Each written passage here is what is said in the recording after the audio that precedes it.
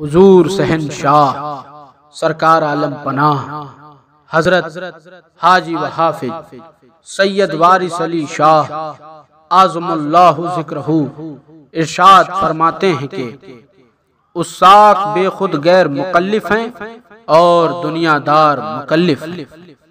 عزیز من، مست ملنگ عاشقوں کی بھی عجیب نرالی دنیا ہوا کرتی ہے۔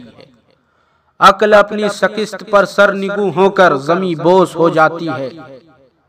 دماغ کا ایک ایک خانہ، ایک ایک باریک رگ حیران ہو کر ہارے ہوئے سپاہی کی طرح فرار ہو جانا چاہتی ہے، اور عقل فقیروں کے دماغ سے ہمیشہ کے لیے نکل کر بھاگ جاتی ہے۔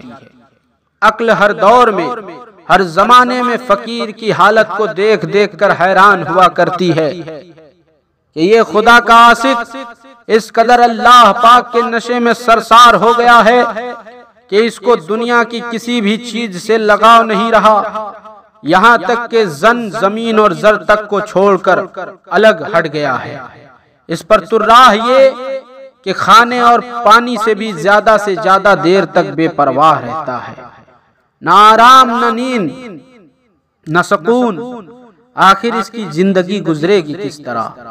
مگر جب فقیر یا سچا عاشق خدا کے عشق میں کامران ہو کر مسکراتا ہے تو اس کی مسکراہٹ کا ساتھ دینے کے لیے آسمان کے ستاروں کے ساتھ ساتھ زمین کے ذرات تک خوشی سے چمک اٹھتے ہیں، تو عقل پھر حیران ہو کر سر بسجود ہو کر فقیر یا عاشقوں کی پیر دبانے لگتی ہے، اور دنیا دار صبح سے لے کر شام تک سہارا ہی سہارا بناتا رہتا ہے۔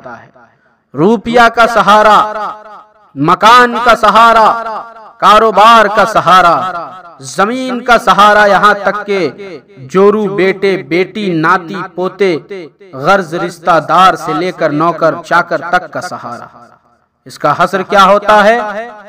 مرنے کے بعد ان کا جنازہ پڑا رہتا ہے، اور دنیاوی سہارے زمین اور زر کے چکر میں پڑے رہتے ہیں، بعد موت قبرستان میں دفن ہوتے ہیں۔